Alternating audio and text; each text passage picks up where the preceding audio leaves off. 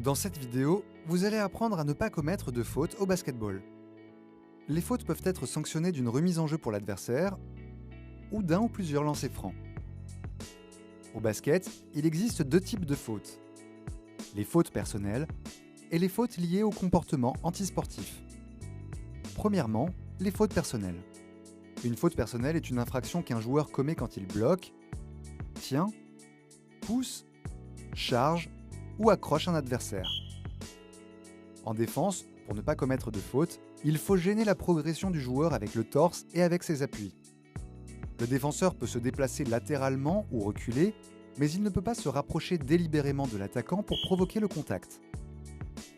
Tout contact avec les bras, épaules, hanches ou genoux peut être sanctionné d'une faute défensive.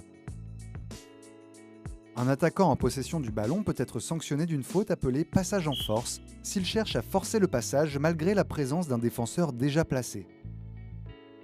En règle générale, c'est le joueur, attaquant ou défenseur, qui réduit la distance avec l'adversaire, qui est sanctionné d'une faute. Au bout de 5 fautes personnelles pour un joueur, il est exclu du match. Au moment où la faute est sifflée, si le joueur n'était pas en train de tirer, la balle est remise en jeu par son équipe. Par contre, s'il était en train de tirer au panier au moment de la faute, il bénéficie de lancers francs. Il y a deux cas possibles. Si le tir est manqué, le joueur dispose de 2 ou 3 lancers francs en fonction de la valeur du tir tenté. Si le tir est marqué, les points sont accordés et le joueur dispose d'un seul lancer franc. Au bout de 4 fautes d'équipe dans le même quart-temps, toute nouvelle faute est automatiquement sanctionnée de 2 lancers francs. Deuxièmement, les fautes liées au comportement antisportif. Si le contact est dur ou excessif, l'arbitre peut siffler une faute antisportive.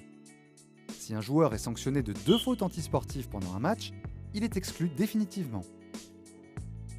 L'arbitre peut également siffler une faute technique, en cas d'anti-jeu ou de contestation par exemple, ou une faute disqualifiante qui exclut définitivement le joueur en cas de geste antisportif flagrant. Toutes ces fautes sont sanctionnées d'un ou plusieurs lancers francs, suivis d'une remise en jeu pour l'adversaire.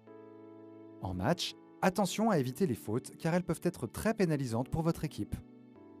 À vous de jouer!